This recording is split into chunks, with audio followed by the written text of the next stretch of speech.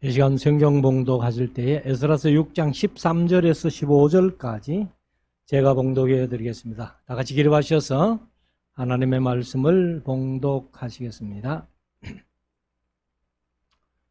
다리오 왕의 조서가 내림에 강서편 총독 다뜨네와 스달보스네와 그 동료들이 신속히 준행한지라. 유다 사람의 장로들이 선지자 학개와 이도의 손자 스가랴의 권면함으로 인하여 전 건축할 일이 형통한지라. 이스라엘 하나님의 명령과 바사왕 고레스와 다리오와 아닥사스다의 조서를 좇아 전을 건축하며 피력하되 다리오 왕 6년 아달월 3일에 전을 피력하니라. 아멘. 작성하시고 혹시 덕송 준비하신 분 계십니까? 이제 우리 말씀을 묵상하는 시간인데요. 오전 시간에 에스라서 5장을 우리가 함께 묵상하면서 한 14, 15년 중단됐던 이 성경 건축을 이제 학개 선지자, 스가랴 선지자가 나타나서 하나님의 말씀을 외친 다음에 선지자의 말을 듣고 1차 교황 공동체가 이제 성전을 짓다만 그것을 이제 건축하기를 시작을 합니다. 시작했을 때에 다뜨네와 스달보스네, 아박삭 사람들, 이렇게 유브라데강 서편에 있는 사람들이 다리오 왕에게 조서를 올렸습니다. 그래서 이제 고레스 왕이 지으라고 했다는데 진짜 고레스 왕이 이런 칙령을 내렸는지 한번 조사해 주십시오 하고 조선을 올렸더니만은 이제 6장 1절부터 보면은 이 다리오 왕이 이제 그 조서를 찾기를 시작을 합니다. 자, 6장 1절 한번 보십시다. 5장이 아람어로 기록됐다 하는 것을 말씀드렸고 6장도 18절까지는 아람어로 기록됐어요. 그래서 19절부터는 다시 히브리어로 이렇게 됐는데 우리는 뭐 번역했는 성경을 보기 때문에 뭐 아람어로 기록됐든지 히브리어로 기록됐든지 상관은 없습니다. 그렇지만은 우리가 이제 원어상으로는 그렇게 기록됐다라는 것을 그냥 한번 인정을 했으면 하는 것입니다. 자, 6장 1절. 이에 다리오 왕이 이제 조서를 받고 다리오 왕이 조서를 내려 서적 곡간, 이제 개역개정은 문서 창고다 이렇게 번역을 했는데 그 바벨론에서 보물을 쌓아둔 곳에서 조사하게 하였더니, 우리로 말하면 아마 국립박물관에 뭐 아마 그런 것들을 아마 보관해놨겠나. 그래서 그 국립박물관에 가서 그 고레스 조서가 있는지 진짜 한번 찾아봐라 이렇게 한 거죠. 그래서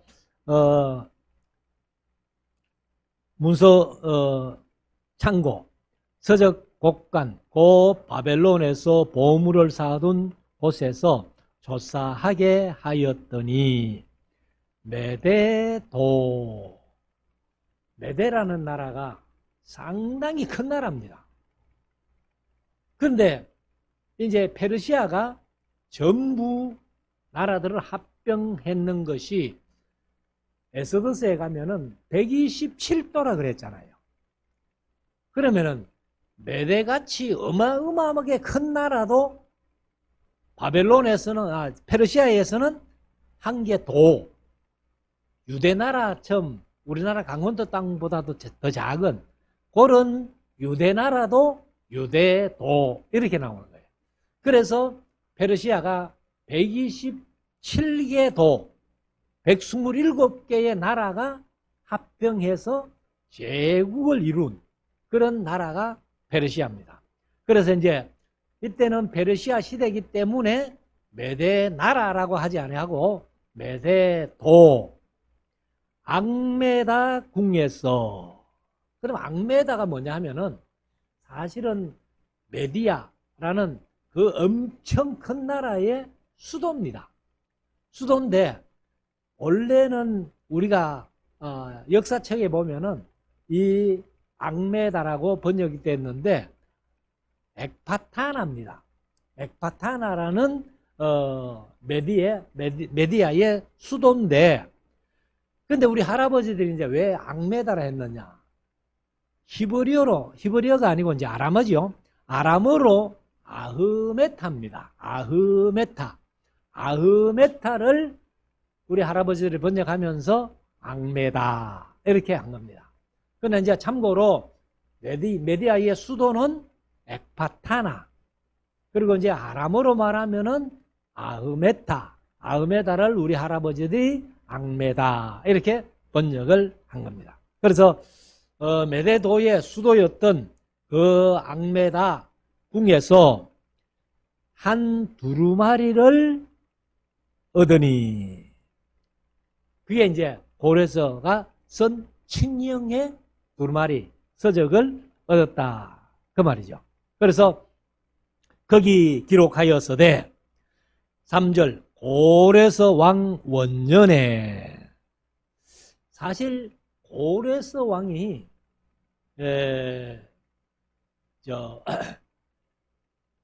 페르시아를 세운 원년은 559년이라고 제가 그렇게 말씀을 드렸는데, 이제 여기 고레서 칙령을 내릴 때가 538년인데 그러면 이때를 원년으로 잡은 것이 뭐냐 하면은 아마 이때가 메디아하고 합병한, 메디아를 이제 자기 외할아버지 아스테아게스가 통치하는 그 메디아를 고레서가 합병한 해라고 보면 됩니다.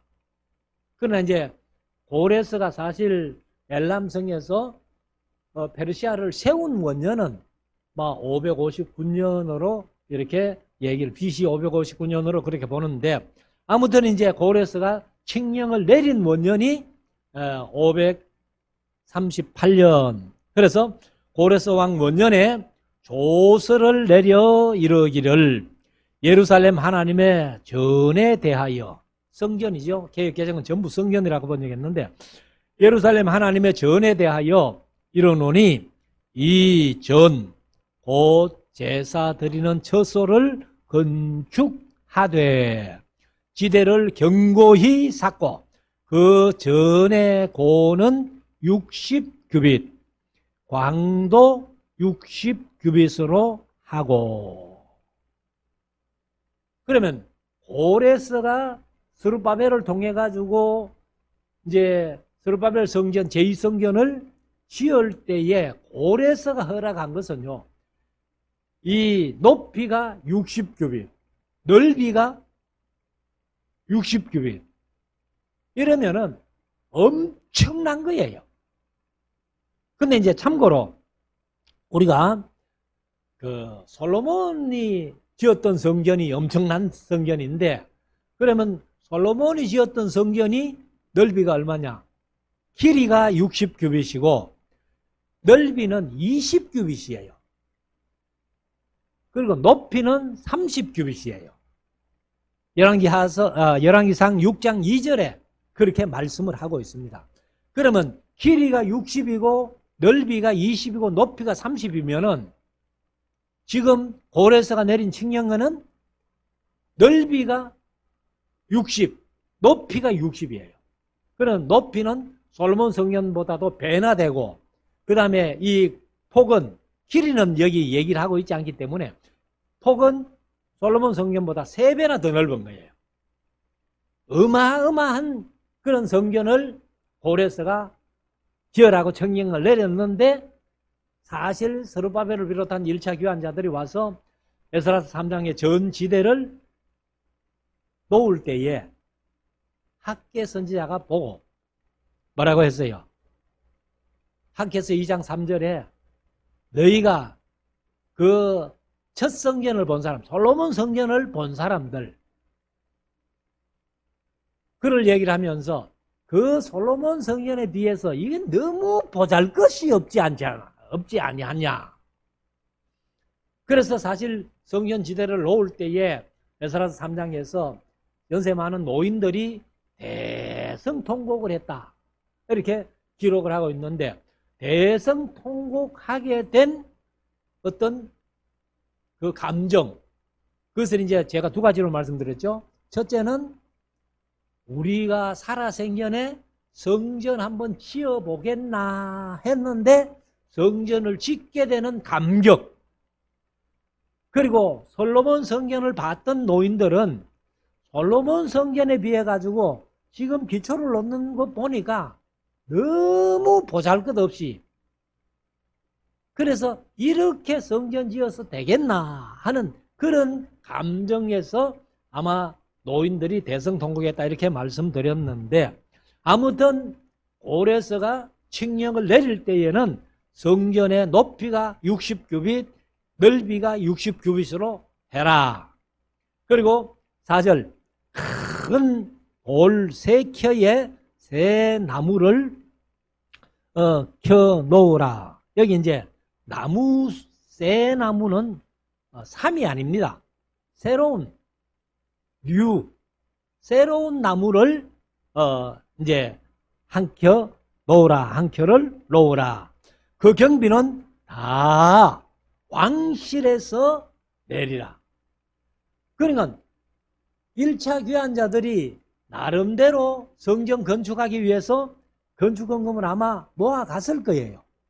그렇지만은 고레스는 칙령을 내릴 때에 왕실에서 그 비용은 다 대라 하고 칙령을 내렸다는 겁니다. 그래서 이 말씀을 이제 그 바른 성경이라는 그 성경, 바른 성경은 우리가 좀 생소한 건데, 뭐 지금 새로 만든 성경이 개역 개정이고, 그 다음에 지금 우리 교회에서 보는 책은 개역 성경이에요. 옛날 개역 성경인데, 바른 성경이 뭐냐 하면은 개역 개정을 출판하려고 이렇게 했을 때에 공청회를 하면서 개역 개정이 영 마음에 안 드는 거예요. 그래서 우리 합동책 중심으로 그러면 번역을 새로 하나 하자 해가지고 바른 성경을 번역한 겁니다.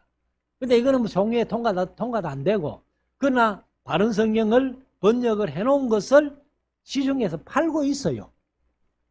그래서 아마 3가지 성경 중에는 우리가 보고 있는 개역 성경, 지금 다른 교회들이 보고 있는 개역 개정, 그것보다도 바른 성경이 훨씬 더 번역이 좀 잘 돼 있다, 이렇게 볼 수 있는데, 그 바른 성경에는 뭐라고 번역을 했는가 하면은 큰 돌 3겹에 새 목재 1겹을 놓으라.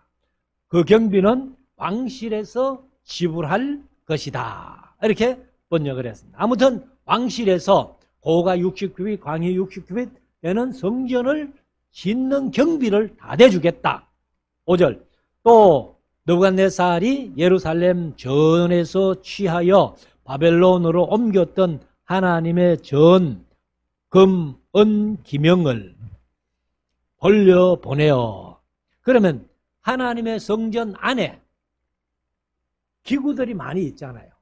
그러면 뭐 이제 언약궤, 법궤로 비롯해 가지고, 그 다음에 법궤 앞에, 휴장 앞에 바로 향단이 있고, 그 다음에 이제 들어가면서 오른쪽에는 떡상이 있고, 왼쪽에는 7 등대가 있고, 뭐 이런, 그리고 이제 그 번제단에 서는 기구들, 이런 것들, 그런 것들을 이제 느부갓네살이 다 바벨론으로 갖고 가가지고 그 이제 자기 신들의 창고에 넣어놨던 것을, 이걸 이제 다 돌려주면서 이 하나님의 전에 서던 기명들, 기구들, 이것들을 다 예루살렘으로 갖고 가거라 했다는 거죠. 그러면서 예루살렘 전에 가져다가 하나님의 전 안 각기 본처에 둘지니라 하였더라.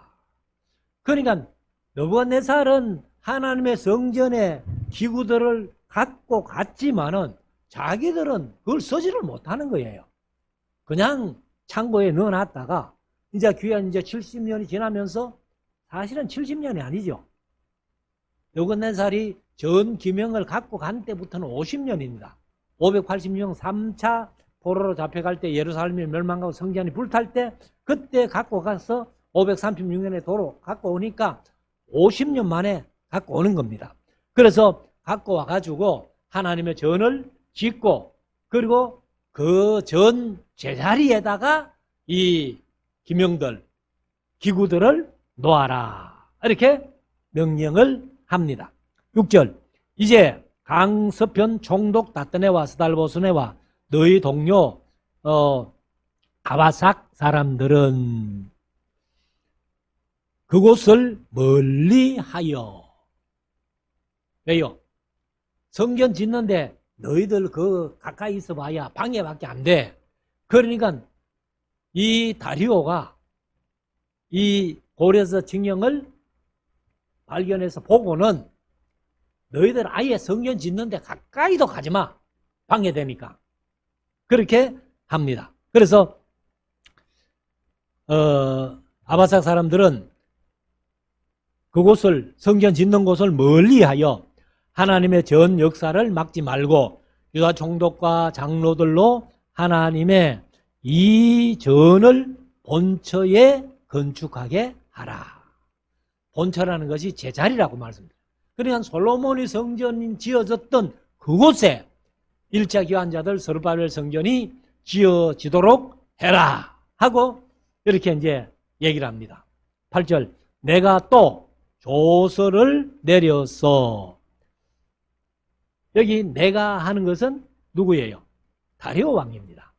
다리오 왕이 조서를 내려서 하나님의 이 전을 건축함에 대하여 너희가 유다 사람의 장로들에게 행할 것을 알게 하노니 왕의 재산 곧 유브라데 이제 곧 강서편 이랬는데 강서편이 오전에 말씀드린 대로 유브라데스 강 그 다음에 서쪽이에요.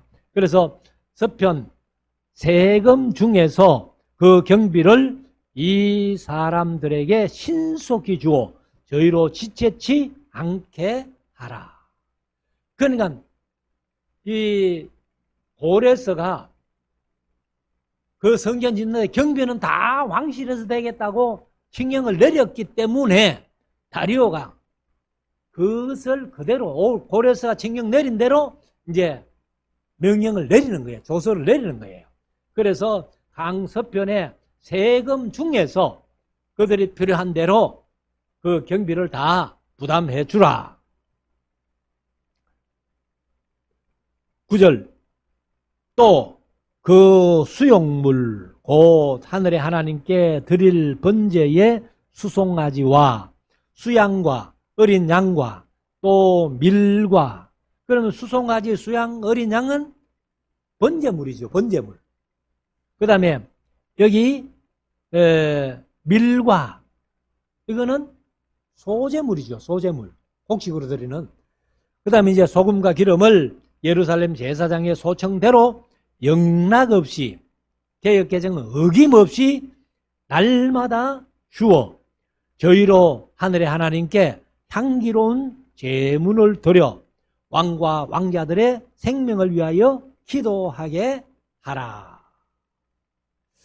아마 이 다리오 왕도 이제 느부갓네살이 사실 우리가 다니엘서를 묵상을 해봤습니다만은 느부갓네살이 분명히 하나님을 알게 되고 하나님을 믿은 사람이죠. 다니엘을 통해 가지고.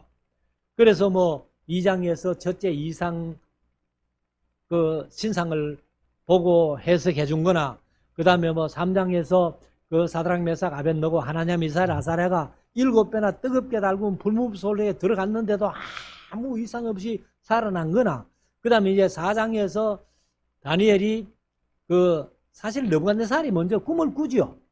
그래서 왕좌에서 쫓겨나가지고 7년 동안 뭐 짐승처럼 하늘의 이슬을 맞고 그 다음에 뭐 손톱이 새부리처럼 길어지고 뭐 이래 하다가 다시 복직될 거다 하는 그 사실을 느부갓네살이 꿈꾸고 그 다음에 다니엘이 해석해주고 그대로 자기가 했다는 것을 다시 느부갓네살이 간증하고 이러면서 하나님을 인정했잖아요. 그러니까 그런 사실을 이 다리오 왕도 아마 들었겠죠. 그 역사를 공부하면 다 나오니까. 왕이 되려면 그래도 최소한도 뭐 세계 역사를 다 알아야 되는데 자기 나라 역사야 뭐 오죽하겠습니까. 그래서 이 유대인들이 하늘의 하나님 여호와를 섬기는 그 유대인들이 성전 지어가지고 제사하는데 부족함이 없도록 수송아지나 수양이나 수염소나 소제를 드릴 때 밀이나 그 다음에 소금이나 포도주나 할 것 없이 요구하는 대로 다 줘라. 그래서 그들이 마음껏 자기 신에게 제사하고 그리고 기도할 때는 빼먹지 말고 기도할 내용이 있다. 그게 뭐예요?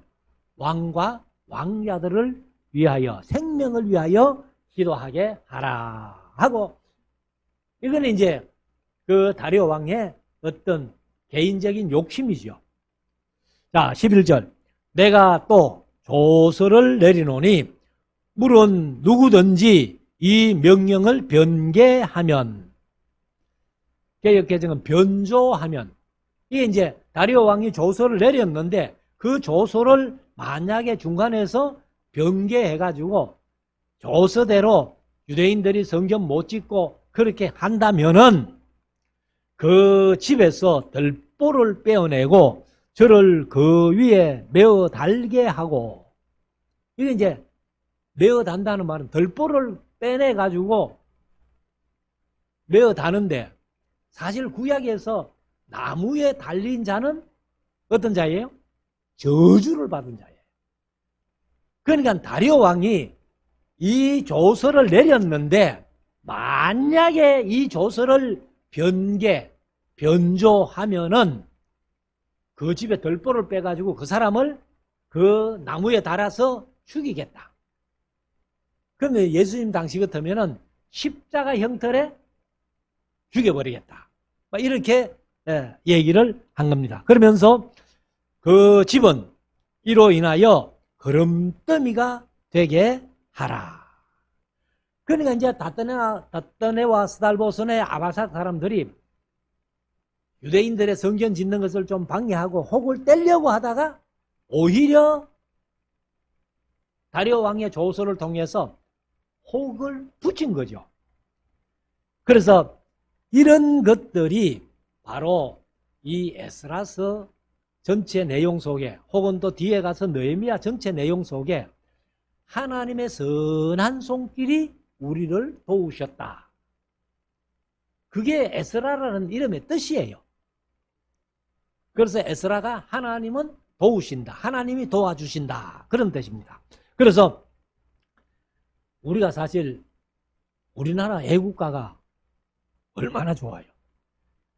근데 이걸 하나님이 보우하사 하고 이제 우리가 애국가를 부르는데 사실 이제 이 보호한다는 말이 뭐냐 하면은 보호하고 보호할 우자 이제 보호하고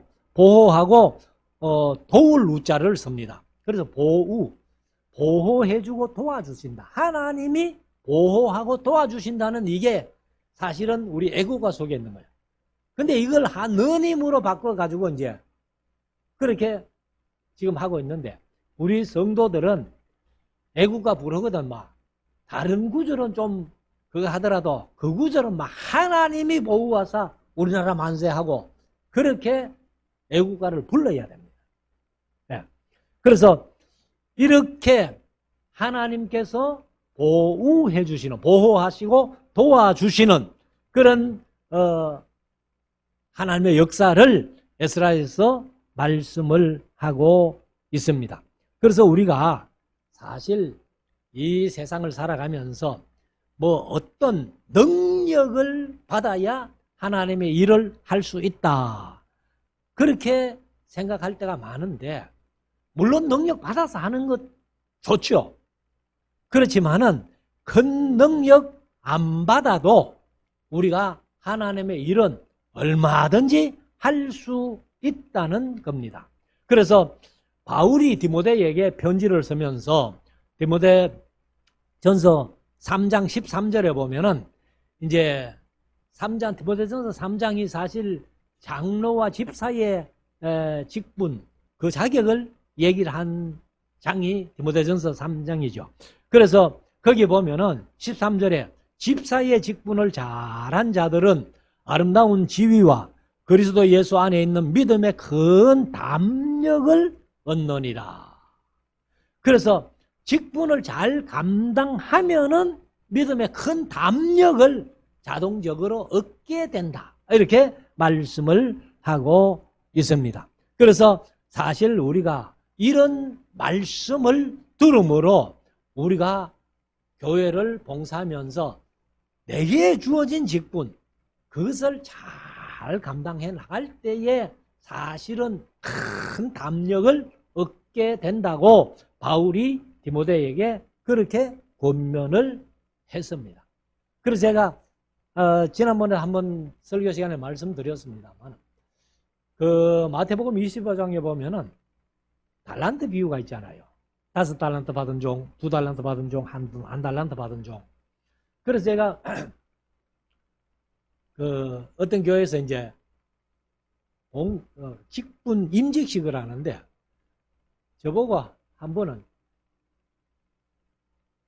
보통 이제 직분자 권면 따로 하고 교우 권면을 따로 하거든요.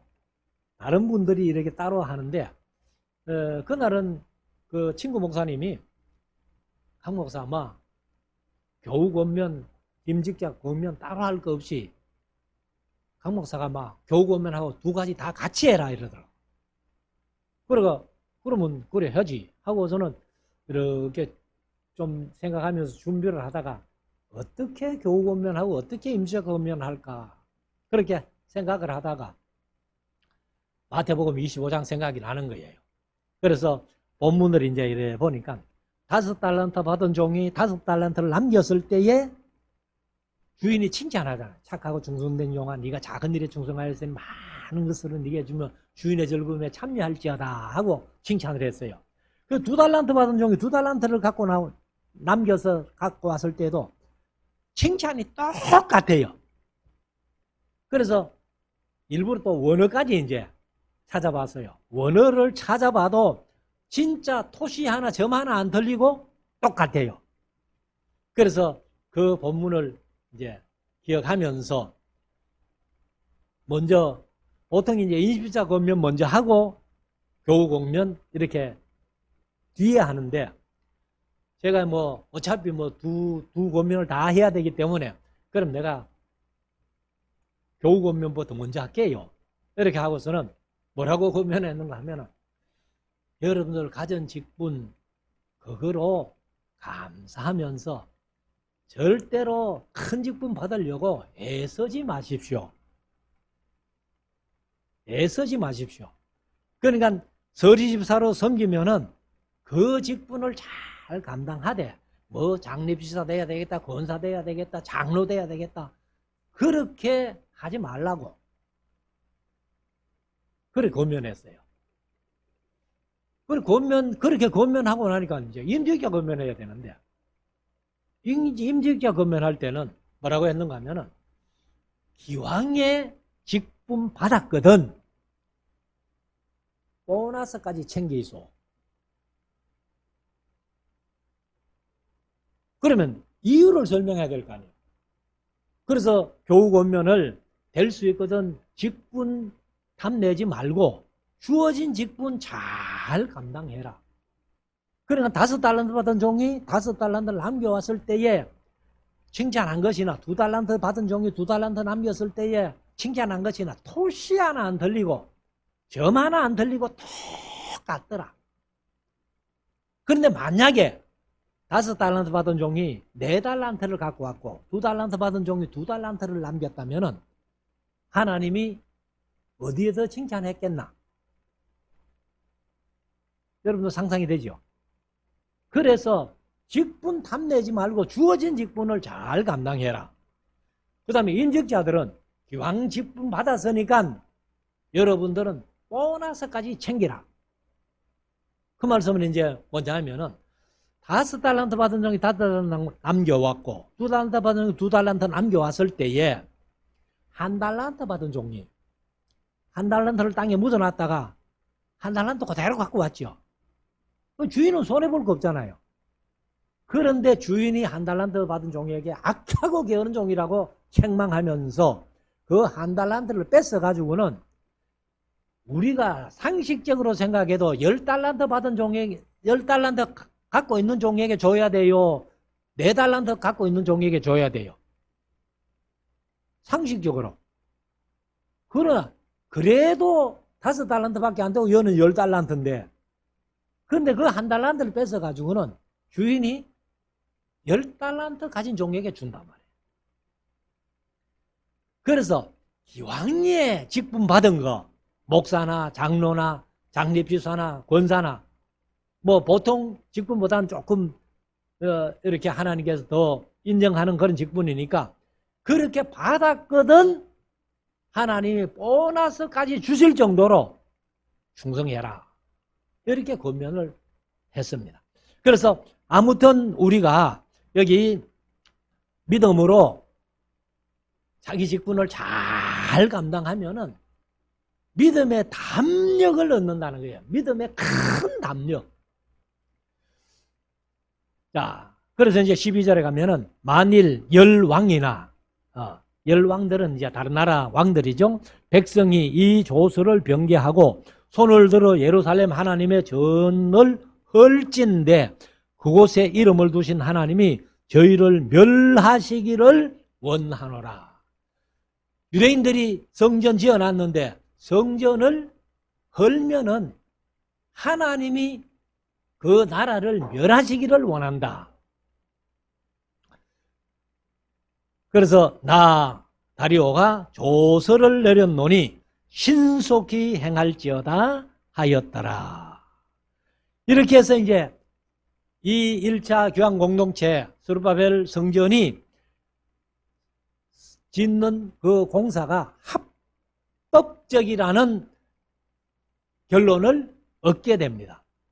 그래서 이 다리오 왕이 이제 이런 조서를 내렸고 그 다음에 이제 1차 공동체가 잘 성전을 짓는데 다리오 왕의 조서가 내림에 강서편 총독 다뜨네와 스달보스네와 그 동료들이 아바삭 사람들이죠. 신속히 준행한지라. 감히 누구 명령이라고 명령을 어기겠어요. 14절 유다 사람의 장로들이 선지자 학개와 이또의 손자 스가랴의 권면함으로 인하여 전 건축하는 일이 형통한지라. 어떻든 믿음으로 해봐야 형통하든지 그런 경험을 하게 되는 것이지 안 해보고 아무 영광을 보지를 못합니다. 실천해 봐야 영광을 보는 거예요. 그래서 예수님께서 자주 그런 말씀하죠. 네 믿음이 너를 구원하였느니라. 네가 믿으면 하나님의 영광을 보리라. 네가 믿으면 믿음대로 되리라. 믿음대로 되리라.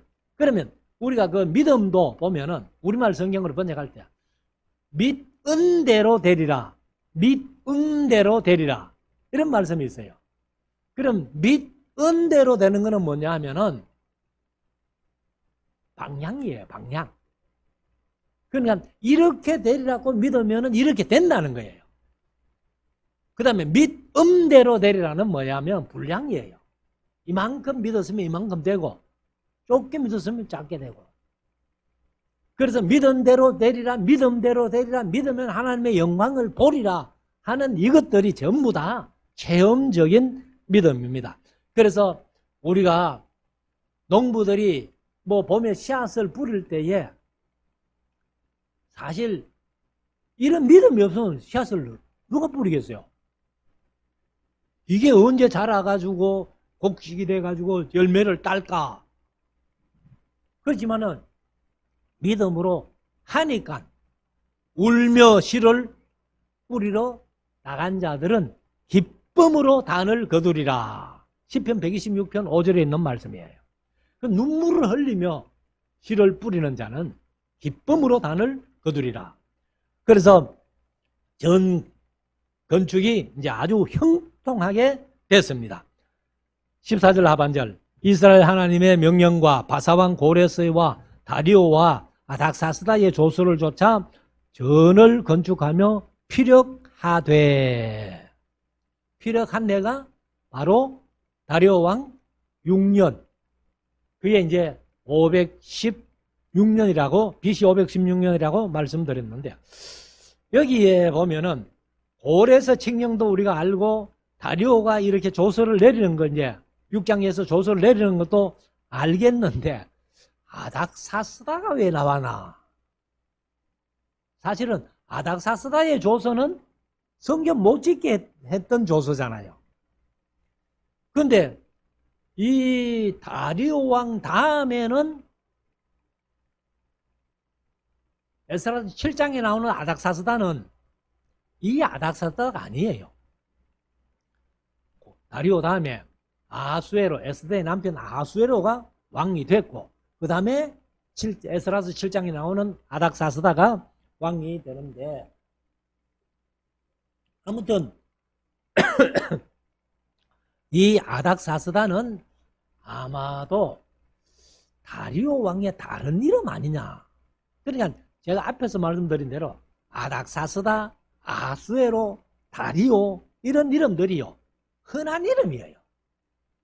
그래서 이 아하수에로의 본래 이름은 크세르크세스다. 그 다음에 아닥사스다의 본래 이름은 아르타크세르크세스다. 뭐 이렇게 우리가 정확하게 이렇게 역사책에는 나오고 있는데, 아무튼 다리오와 고레서와 다리오와 아닥사스다의 조서를 쫓아 전을 건축하며 피력하되, 다리오 왕 6년 아달월, 아달월은 12번째 달입니다. 12번째 달, 그러니까 우리로 말하면 12월이죠. 3일에 전을 피력하니라. 계획개정은 일을 끝내니라. 성전의 일을 끝내니라. 이렇게 번역을 했습니다. 그래서 여기 아까 말씀드린 대로 다리오 왕 2년 6월까지 전이 거쳤고, 성전 짓던 것이 이제 중단됐고, 그 다음에 2년 6월부터 사실 2년 6월이나 8월에 2년까지, 다리오 왕 2년까지 성전 짓기를 이제 중단했고, 2년 6월에 8월에 학개석가라가 부름받아가지고 예언한 뒤에 그때부터 성전을 짓기자 해가지고 한 4년 정도 이렇게 짓습니다. 그래가지고 이제 다리오 왕 6년 12월 3일에 이게 전이 완공되었습니다. 그래서 다리오 왕 6년은 BC 516년이다. 그래서 우리가 사실 그 성경 역사를 보면은 바벨론 포로 70년은 많이 얘기해요. 그럼 뭐 거의 성도들도 모르는 사람이 없어요. 그런데 예루살렘 솔로몬 성전이 불타고 스룹바벨 성전이 완공된 고해, 봉헌식을 하는 고해까지가 정확하게 70년이다. 이 사실은 거의 얘기를 안 합니다. 586년에 5월 7일부터 10일까지 불탔잖아요. 그리고 스룹바벨 성전을 완공해가지고 봉헌식 딱 하는데 516년 12월 3일이니까 정확하게 딱 70년이에요. 그래서 이런 것들 보면은 하나님의 시간은 아마 우리 인간이 생각하는 시간하고는 좀 다른 것 같아요. 그래서 사실은 이제 이 성전을 짓고 나서 봉헌식을 할 때가 이들이 얼마나 기뻤겠어요. 그래서 우리가 신명기 20장에 보면은 그 집을 짓고 낙성식을 안 했거든. 군대도 보내지 마라. 그리고 약혼식을 했고 한 사람은 군대 보내지 마라. 왜요? 인간의 최대의 어떤 기쁨. 그래서 성경은 이제 세 가지를 얘기를 하는데, 과일나무를 심어가지고 첫 열매를 안 따먹었거든? 군에 가지 마라.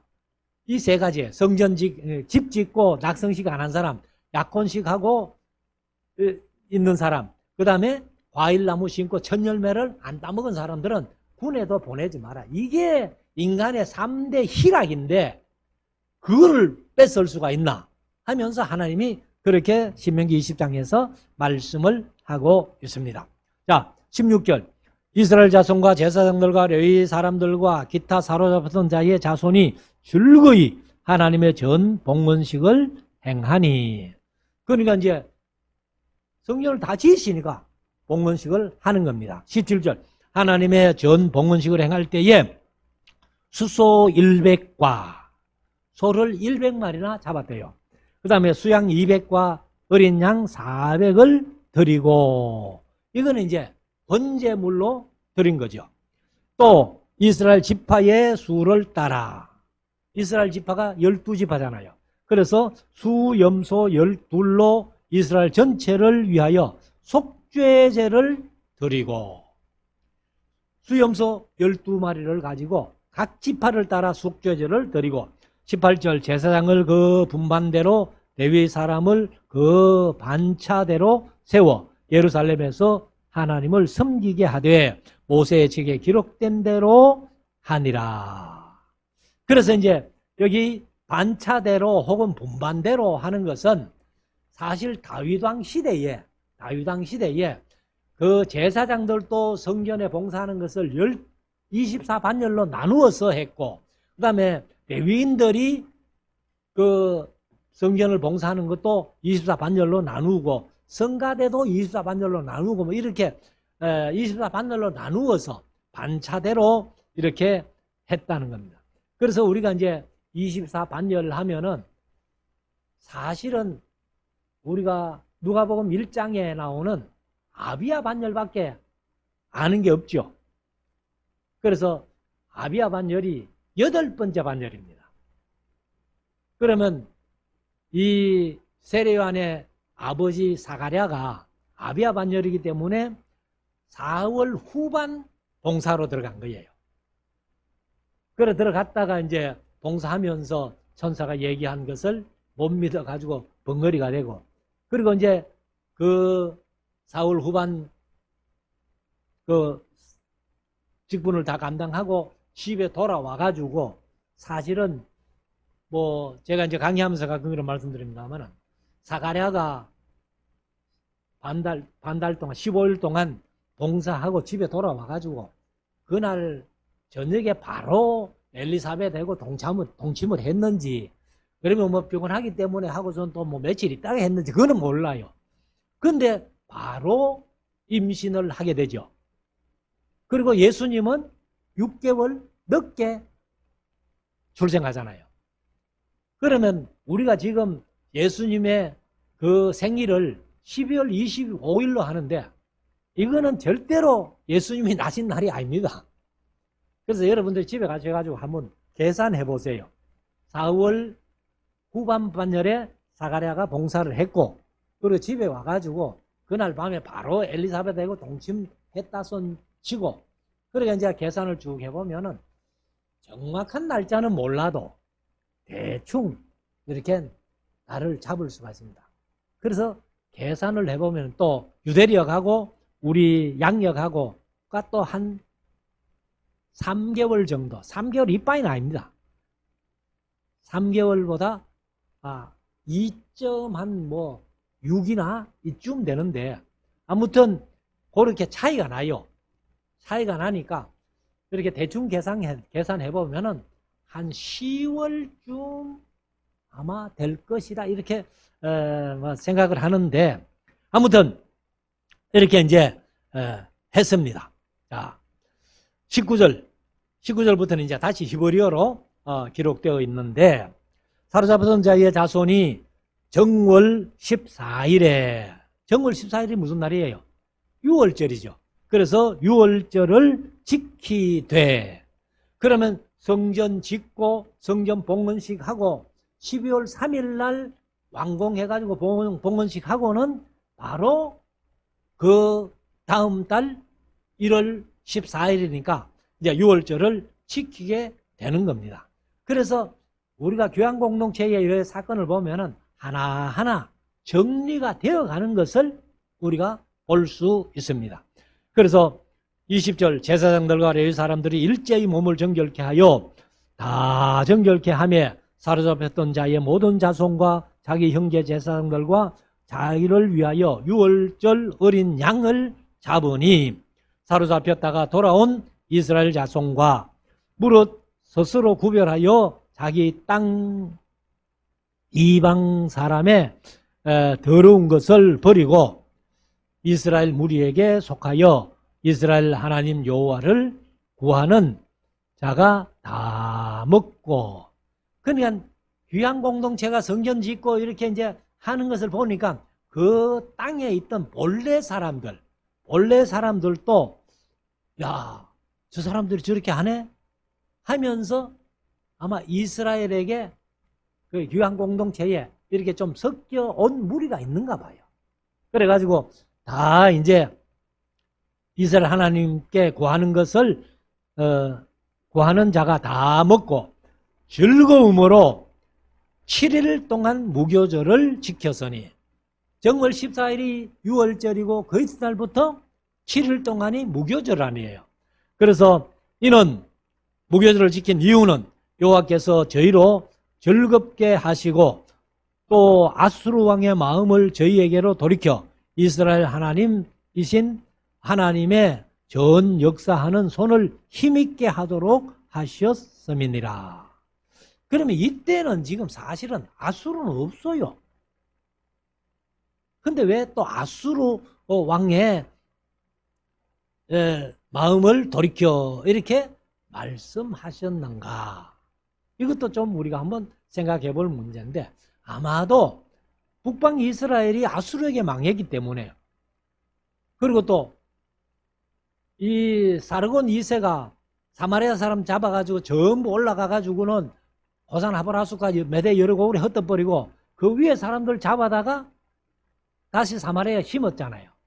그러니까 이제 이 사람들이 사실은 이 귀한 공동체에 좀 섞여졌는가 봐요. 그래서 아마 아수르 왕의 마음을 돌이켰다 이렇게 표현한 것 같은데, 아무튼 이렇게 이제 성전 다 짓고 이렇게 하는데, 우리가 이 오전에 예배전 찬송을 부르면서 379장을 불렀잖아요. 3절에 세상 모든 사람은 집을 짓는 자니, 우리가 사실 다 집을 짓는 자입니다. 그런데 우리가 사실은 이제 그 사람을 가리켜서도 가짜를 많이 쓰잖아요. 가짜를 쓰는데 집가짜를 쓰죠. 그래서 예술을 하는 사람을 예술가, 그 다음에 음악하는 사람을 음악가, 건축하는 사람을 건축가, 뭐 전부 집가짜를 쓰고, 그리고 또 사실 우리가 이 사는 집도 집이지만은 사람 사는 게 전부 집을 짓는 거다 이렇게 보는 겁니다. 그래서 예수님께서 마태복음 7장에 보면은 산상보훈을 쭉 말씀하신 다음에 결론적으로 하시는 말씀이 뭐냐? 24절. 그러므로 누구든지 나의 이 말을 듣고 행하는 자는 그 집을 반석 위에 세우는 지혜로운 사람 같으리니, 그렇게 얘기를 합니다. 그래서 우리가 사실 우리 사람, 우리 인간의 집을 지어가는 것은 마태복음 5장부터 7장까지 산상보훈으로 집을 짓는 거예요. 그러면 산상보훈을 한마디로 말하면은 윤리입니다. 윤리. 사람이 사는 윤리. 윤리를 이제 잘 해야 됩니다. 그래서 윤리가 인간 사는 사람 삶 속에 아주 중요한 겁니다. 그래서 사실 우리 한국이 뭐 지금 사는 거는 잘 살지만은 인성이 지금 학교에서 잘 안 되잖아요. 윤리가 무너지고 있어요. 그래서 우리가 사실은 그 유교가 삼강오륜에다가 바탕을 둡니다마는, 그러나 이 삼강오륜 하는 것도 유교의 전유물은 아닙니다. 성경을 가만히 우리가 한번 살펴보면은 삼강오륜이 성경 속에 다 있어요. 그래서 하나님도 윤리를 매우 중요하게 생각하신다, 이렇게 생각을 할 수 있고, 또 고린도전서 3장에 보면은 10절에 내게 주신 하나님의 은혜를 따라 내가 지혜로운 건축자와 같이 틀을 닦아두매 다른 이가 그 위에 세우리니 그러나 각각 어떻게 그 위에 세우기를 조심할지니라. 이 닦아둔 것 외에 능히 다른 틀을 닦아둘 자가 없으니 이는 이 터는 곧 예수 그리스도라. 예수 그리스도가 터고 예수 그리스도 위에 우리가 믿음의 집을 지어가는 겁니다. 그래서 예수 그리스도라는 반석도 없이 세상 사람들이 집을 짓는 것은 다 엉터리예요. 그러나 우리는 예수 그리스도라는 반석 위에다가 우리의 믿음의 집을 지어가기 때문에 우리가 참된 것이다. 그래서 고린도전서 3장 12절에 가면은 만일 누구든지 금이나 은이나 보석이나 나무나 풀이나 집으로 이 터 위에 세우면 각각 공력이 나타날 터인데 그 날이 공력을 밝히리니 이는 불로 나타내고 그 집이 제대로 지어진 집인지 잘못된 집인지는 거기다가 불을 붙여보면은 그 표시가 난다는 거예요. 그래서 그 불이 각 사람의 공력이 어떠한 것을 시험할 것입니다.